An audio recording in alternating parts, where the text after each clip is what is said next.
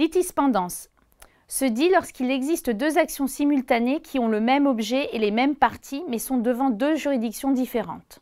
La deuxième affaire est donc renvoyée devant le même juge que la première affaire. Le but est bien évidemment d'éviter qu'une même affaire soit jugée différemment par deux juges différents. La connexité s'applique lorsque deux affaires sont portées devant deux juridictions différentes, mais qu'elles ont un lien tellement étroit qu'il est nécessaire qu'elles soient jugées ensemble. Un lien étroit entre deux choses ou entre deux situations.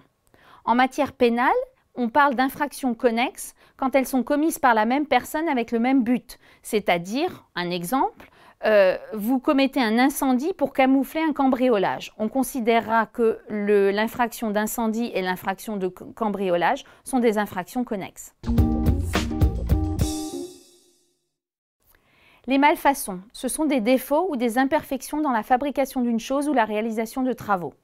C'est généralement un expert qu'il appartiendra de faire désigner par le tribunal pour qu'il reconnaisse ou non l'existence de malfaçons, leur étendue et surtout le coût pour remettre les choses en l'état.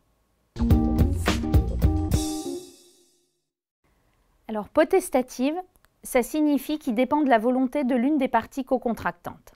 Elles sont généralement sans valeur, car arbitraires, et permettent à quelqu'un d'annuler un contrat juste parce qu'il en a envie. Au contraire, une condition suspensive est une condition qui fait dépendre un contrat d'éléments extérieurs, comme l'obtention d'un prêt par exemple. Donc les conditions suspensives, elles, sont admises.